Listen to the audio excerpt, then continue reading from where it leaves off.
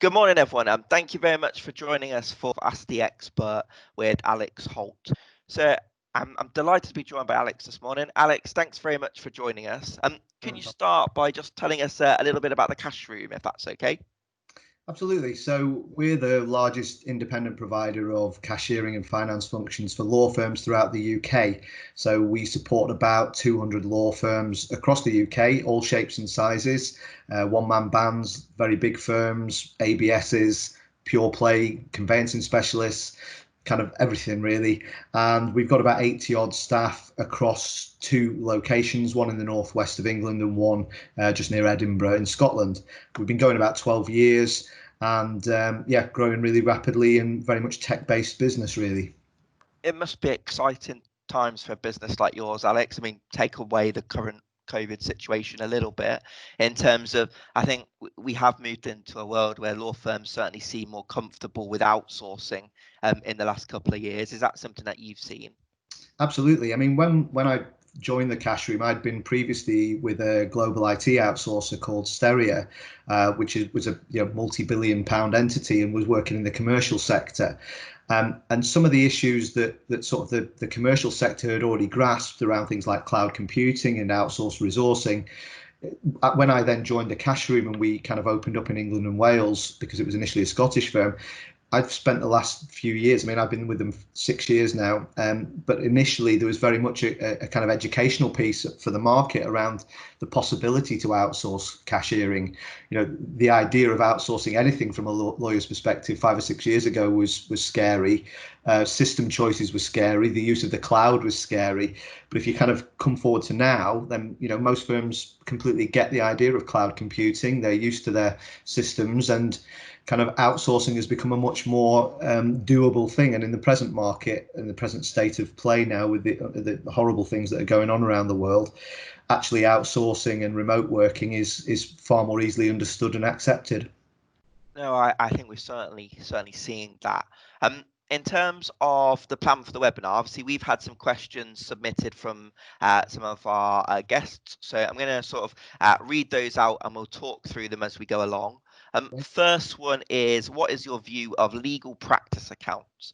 We've seen seemingly successful firms go under quickly with lots of questions about the state of management accounts. Yeah, I think this one, it's never been more important to have kind of detailed and accurate information in order to base management and kind of law firm business decisions. At the moment, there are difficult decisions to be made. And then if you add into that the possibility that you're not looking at accurate data, that's a really bad state of play to be in. And certainly law firms who haven't been operating kind of accurate, up to date data inputting, they're going to have real difficulties. The fact is that most of the systems and most of the law firms these days have some form of system, and most of those systems provide the ability, because of compliance, to produce a monthly report, and at any given point you can press for the report and it will produce raw data. Now, the problem with that raw data is A, it's a snapshot, and B, it's only as accurate as the inputting of the data in the first place, and it's only as up to date as that. So first thing, data inputting crucial, get it right and do it really, really quickly and do it efficiently, do it in real time, so that then when you press the button for the report, as a starting point, it's at the very least up to date. The second point, and the reason why management accounts is really important, and I can speak from experience. I was a partner in a couple of big law firms, Hill Dickinson and Silverbeck Reimer, and it was a long time ago. I'm an old man, and so back in the day when you were presented at the partners meeting with the sort of data from the month's performance, you very much were reliant, and I was lucky because I was at a big firm. We were reliant on the FD to provide kind of commentary on what you were looking at. For lots and lots of law firms at the moment, if they are simply looking at, as some of them are, worryingly, just their bank statement or just that snapshot view of the report from their system, then what they're not getting is the trending, and they're not getting the performance of the firm, or they're not potentially understanding the performance of the firm against the actual budgets that they've set. So the management accounts we produce for our clients, so we've got chartered accountants within our teams, and what they do is they produce management account reports which take the raw data but actually look 3 months back and forecast 3 months ahead. And so it's a rolling 3-month process. And what that does is it provides trending analysis capability. So our guys produce things that are no longer just a set of numbers, which all lawyers, and certainly I, would have sat there kind of looking like a rabbit in the headlights. But it actually turns it into a pictorial representation of what you're looking at. So it can be things like your cash flow, it can be performance against budget, it can be your profitability, it can be performance of, for example, a particular department against budget, which again at the moment can be really, really important, or performance of a particular office or region. Now those things, if you're going to make decisions, particularly in the present world, absolutely crucial that you have that information, because if you don't, then frankly, how are you managing your firms? So yeah, I think at the moment, management accounts absolutely crucial from the perspective of kind of just being able to function, but also don't just use the sort of snapshot view. Consider making sure that you understand what they're telling you and what that rolling picture looks like as you go forward. And are you seeing firms able to make smarter decisions because of that? So they're not just relying on looking at, like you say, numbers and rabbits in the headlights. That they're actually able to make decisions based on 2, 3, 4 months time because of that sort of cleaner data, so to speak. Yeah, without a doubt. I mean, we still to this day come across law firms who are, as I mentioned briefly, that they're still trying to manage their law firm by looking at a bank statement. Now, that just can't work for managing a commercial entity, because if you haven't got the up-to-date picture. I mean, we do daily bank reconciliations for all of our clients, so that means that at any given point all of the data has been inputted and they've been reconciled every day. So therefore, from the perspective of what you're actually looking at as a firm, that what you're looking at is the reality of the situation. Now, if you take that as that's still a snapshot. You've still then got to look at things going forward, like cash flow. Absolutely crucial at the moment for firms to understand their cash flow, to understand what it's really looking like. So unless you're factoring in things like occasional spend, like your VAT that's going to be due, or unless you're understanding how that's now been impacted by the new regulations, all of those things are going to be important going forward. If you've decided, for example, that you're going to defer your VAT because you can, you've still got to build into the overall picture what it's going to look like when you finally have to pay that. And only when you've done that can you start to actually make the decisions that enable you to run your business, really. And what information can be provided that helps the firm make those difficult decisions? So you've given us a couple of instances there. Can you expand on that a bit, Alex? Of course. So if you're looking to make decisions around difficult decisions around performance of certain sectors and whether to invest in them, how are you making those decisions unless you've actually got the data that's telling you that Department X has had a 2-month drop off, but it's now starting to come back against budget. From the point of view of a law firm, take conveyancing as an example. If you have a law firm that does any kind of conveyancing or significant amounts of conveyancing, everybody will have seen a drop off. But even then, some firms have seen a much bigger drop off than others. It's not black and white. Some firms have actually managed to keep things on an even keel if they've perhaps been doing certain types of conveyancing work, such as equity release or things like that have stood up better than others. But even then, they have to be able to understand what that means against the performance of their whole business. So, if you look at that department in isolation, what does it actually mean for the profitability of your business? What does it mean for the spend of your business? Have you been able to take into account properly what the furlough scheme, for example, has enabled you to do by way of savings? All of those things mean that a law firm should not just be going, okay, conveyancing is having an absolute disaster time.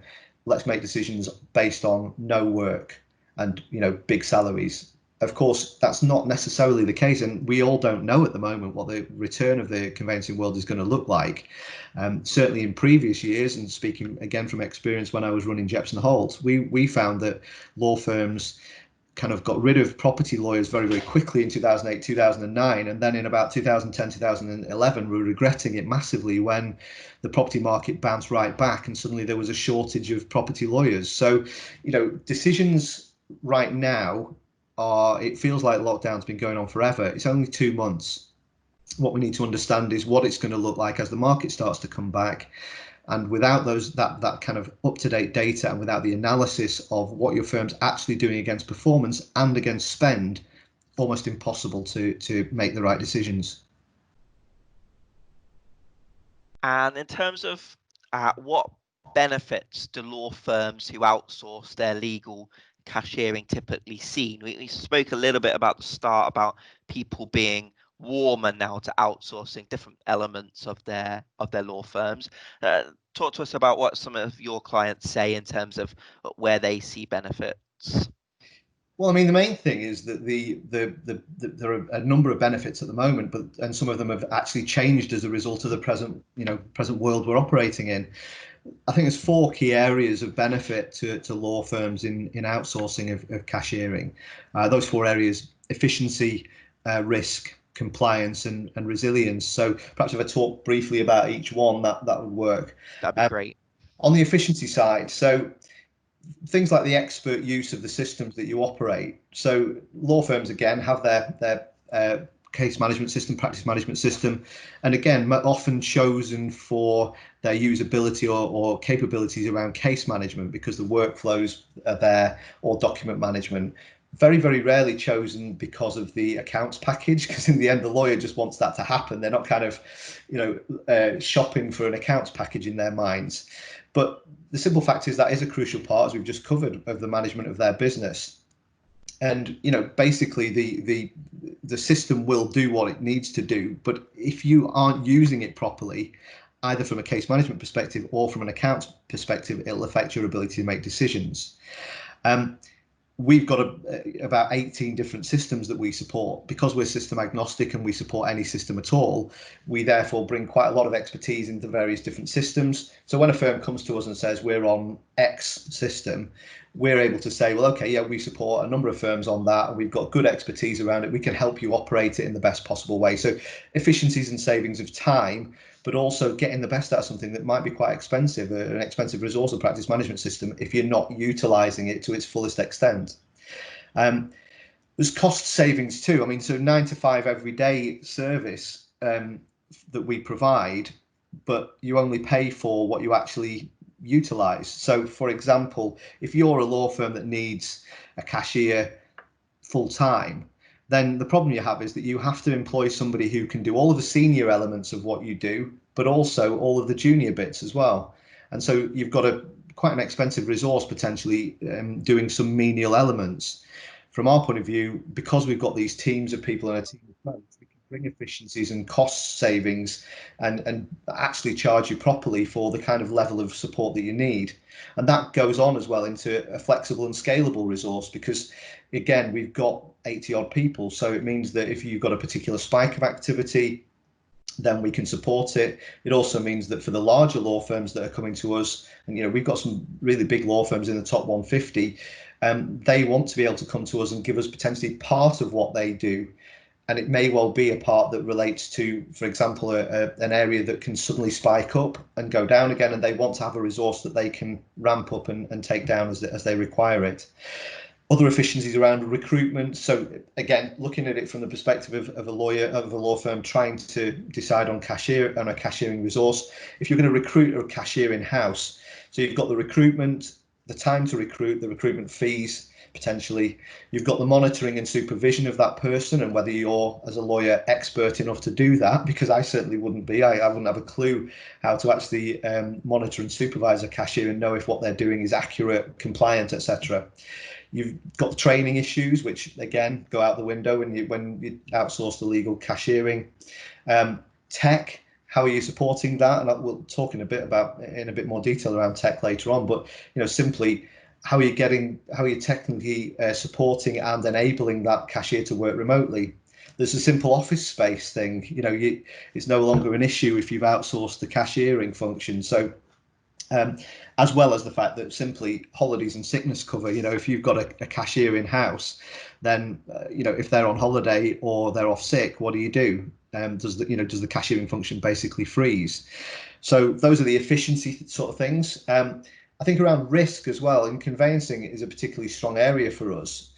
both in relation to efficiency, because we set up and kind of take a payment up to the level of authorization, because we monitor the bank, but also for the risk element of that. You know, internal and external fraud are massive potential risks for law firms, and because of the way we operate, we have, you know, systems and processes in place. And again, I'll talk in a bit more detail about those in a while, but we have systems and processes that avoid those risk elements, as well as the fact that there are potential for mistakes. Now, again, mistakes are made all the time, but you want to minimize the possibility of those mistakes. Outsourced cashiering, certainly the service we provide, is that we're very careful to kind of make sure that we check everything around what's being done based against a system and process that task manages.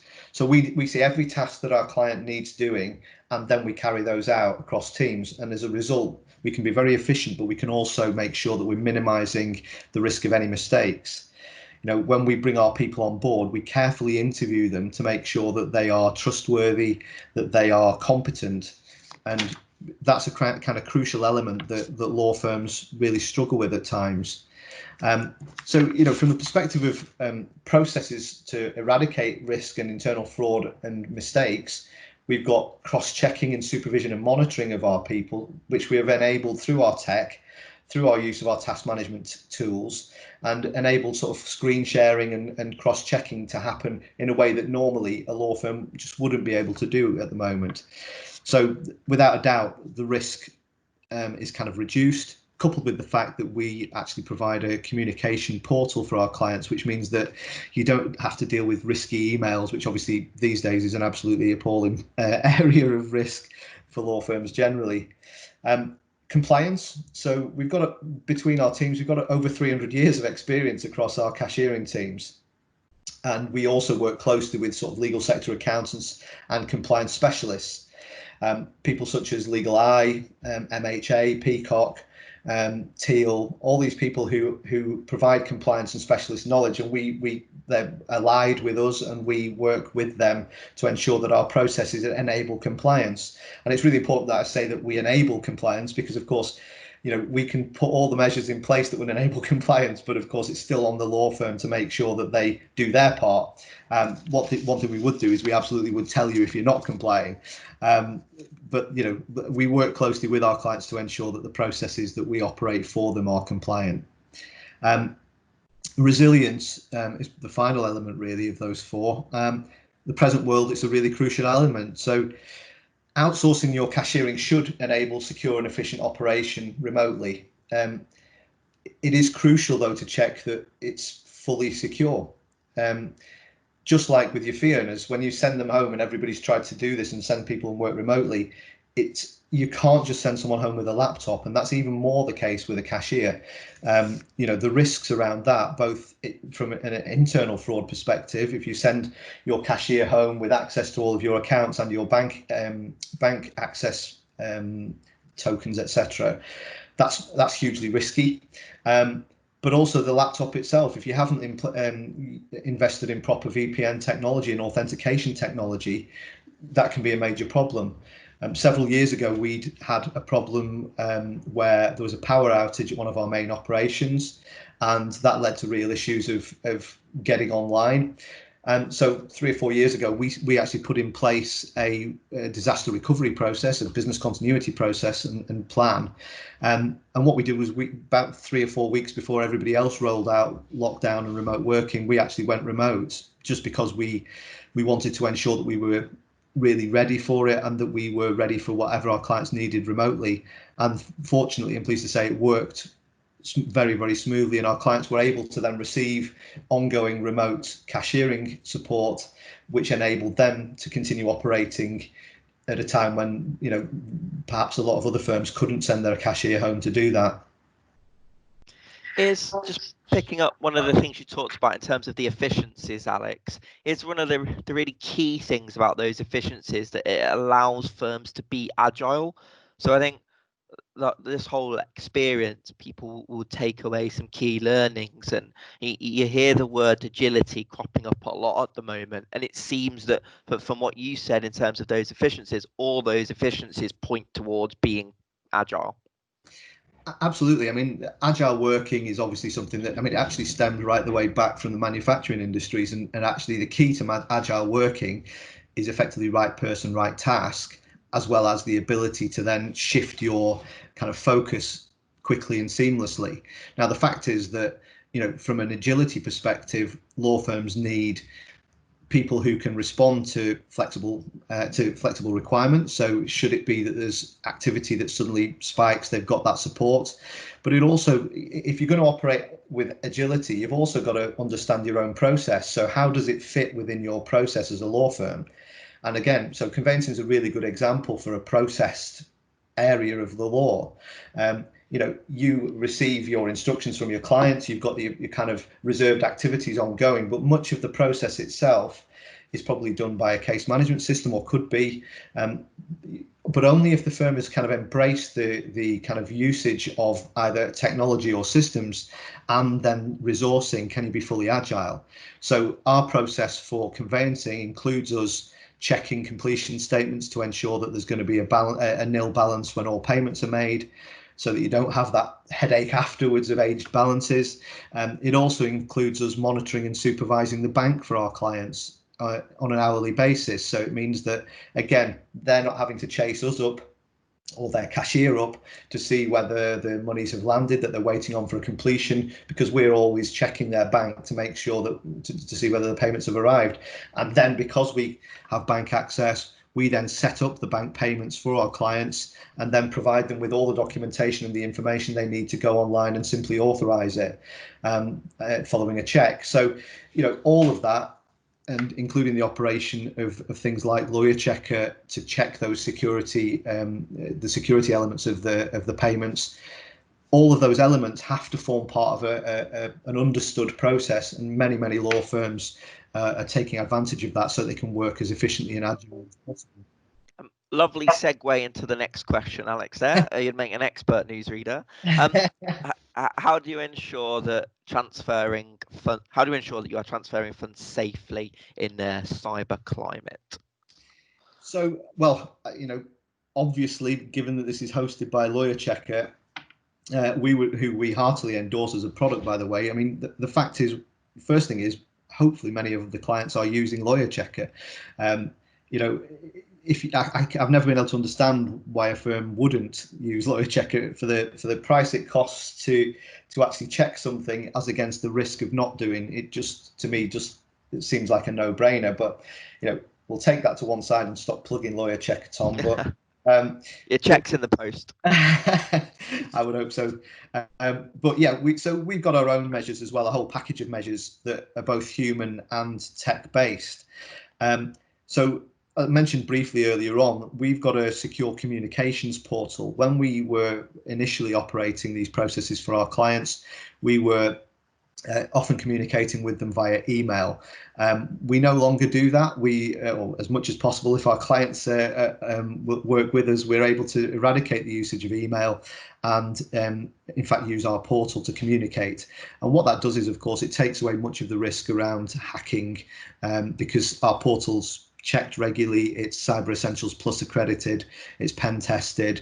So it means that at the very least, we know that our end of the process and our communication tools with our clients are secure. We've also got VPN technical access to our systems and banks. So again, back to the story of the idea of just sending all your staff home with a laptop. On the face of it, yeah, that's doable. They can probably log in remotely, but if you've not got the proper technology to support that, then you are potentially opening up just a portal into your business. Because if somebody can hack into that person's laptop, then suddenly they can hack right into your system. Things like operating proper patch management. It's a simple thing, but the old iOS updates on your phone, but actually far more importantly, updates on your systems that come out, making sure that those patch management processes are in place to ensure that the latest security patches are always in place. We have tech managers, and we've got an outsourced ourselves a technical support team, as well as our own in-house ops team, and they're all over that stuff to make sure that everything's constantly up to date. And on that subject, we've got very, very robust firewalls in place, which again are regularly tested to comply with Cyber Essentials Plus.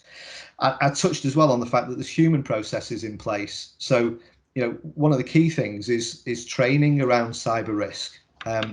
The cyber threat is constantly changing, it's constantly evolving, and from any trainer's perspective, you can't just train your staff on the 1st of April of this year and then assume that they are now understanding cyber threat, because in 6 months' time the cyber threat will have evolved. So don't get me wrong, there will still be key elements that you must always flag up.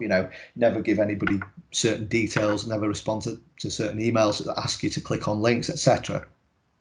But there are certain other things that will evolve, and what we do is run kind of an ongoing training for our client, for clients as well, but also for our staff, so that they have up-to-date online policies that they can access, and they take tests as well as to how they're functioning.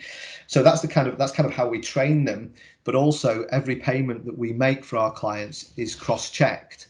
So in the present, but or rather, I suppose it's in the past. Our previous way of working was that within the office, people would literally cross-check with each other. Their team leaders would check what any payment that was set up had to be checked.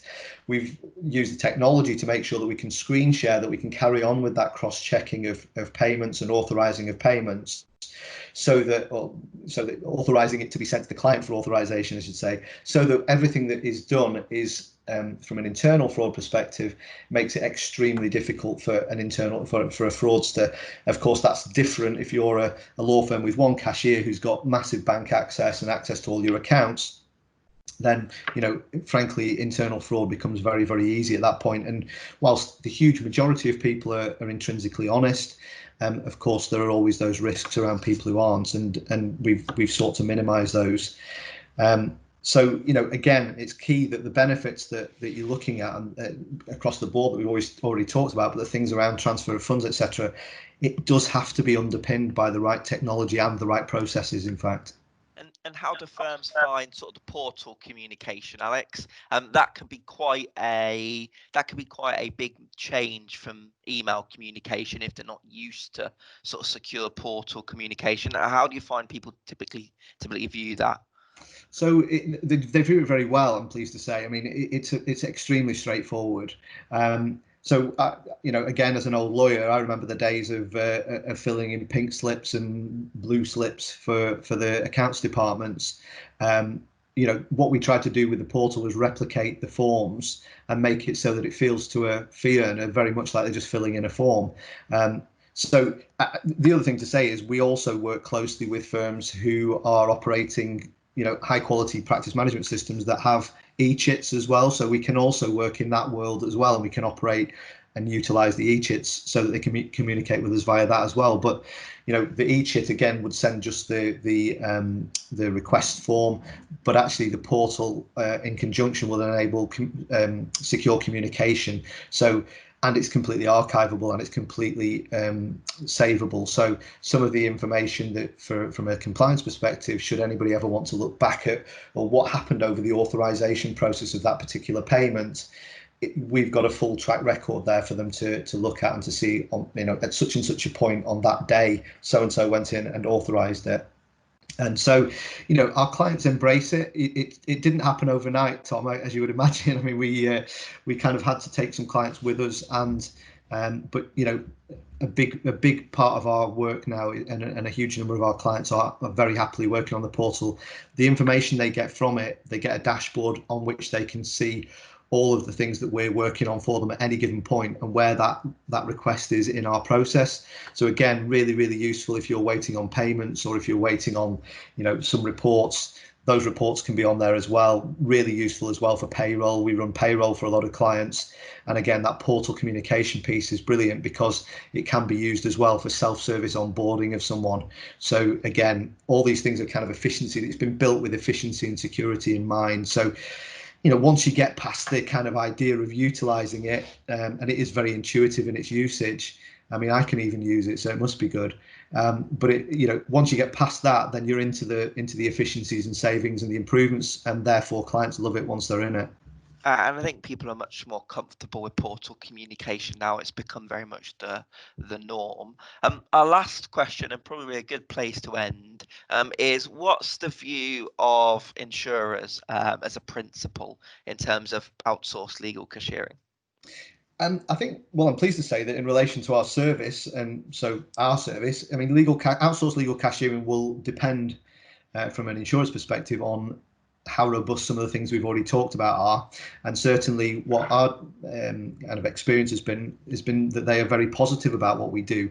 I think that's because of things like the technical the portal communication, the processes we operate for cross-checking, the checking of our people, and the experience of the firms that we're operating for, which means that we're minimizing mistakes, we are minimizing the potential for negligence issues, we are minimizing the potential for compliance or security risk issues. So a good example would be Lockton's.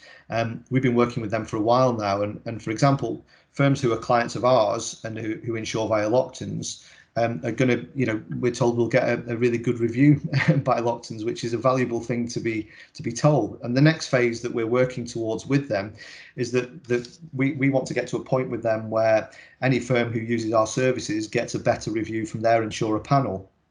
It's going to be looked at on its merits, of course, because any firm that's kind of got a bad track record in other ways may not benefit to the biggest extent, but certainly we differ from small remote cashiers and indeed from internal cashiers because of our security investment and our efficiency investments around task management. So, the things that we're doing mean that we're a lot less risky than either a kind of in-house cashier who is not being, kind of properly monitored or supervised simply because of lack of understanding, but also than a small external cashier, a small outsourced cashier, who again probably hasn't had the wherewithal to invest in proper technology and in some of the cyber risk avoidance stuff that we have.